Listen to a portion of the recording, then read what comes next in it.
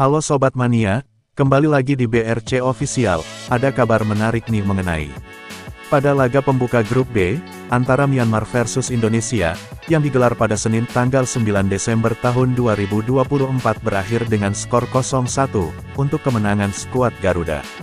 Ada salah satu pemain timnas Indonesia, yang sukses mencuri perhatian banyak pihak. Pemain tersebut adalah, winger muda PSM Makassar, Victor Detan. Melansir dari laman aseanfootball.org, pemain muda berusia 20 tahun, yang berposisi sebagai winger ini, sukses mencuri perhatian banyak pihak. Usai performa gemilangnya, dalam laga timnas Indonesia melawan Myanmar, yang digelar di Tuana Stadium, Yangon, Myanmar tersebut. Masuk di babak kedua, Victor Detan sukses memberikan performa menawan, bersama skuad Garuda di laga tersebut.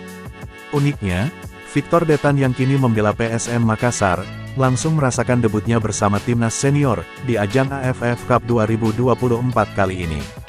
Meskipun, ajang AFF Cup 2024 kali ini, Indonesia memutuskan memakai skuad U22.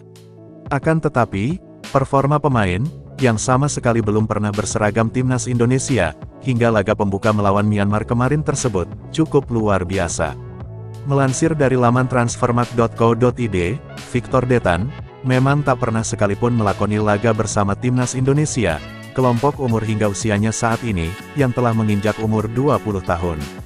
Tercatat, dirinya hanya pernah dipanggil ke pemusatan latihan, timnas Indonesia U17 dan U19, meskipun pada akhirnya, tak masuk ke dalam skuad inti. Hal ini tentunya, membuat banyak pihak menganggapnya adalah, calon wonderkid timnas Indonesia di masa depan, menggantikan Marcelino Ferdinand. Tentunya, anggapan tersebut didasarkan kepada performanya, di laga kontra Myanmar kemarin. Kini, tentunya kita berharap bahwa, pemain yang memiliki darah Indonesia-Kanada tersebut, kian bersinar di timnas Indonesia, yang sedang berjuang di ajang AFF Cup 2024 kali ini.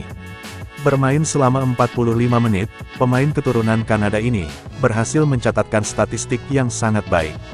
Untuk perolehan rating ia mendapatkan, 70, dengan statistik memukau, 20 sentuhan, 11 dari 14 operan akurat 79%, 3 umpan kunci, dan 2 tackle sukses.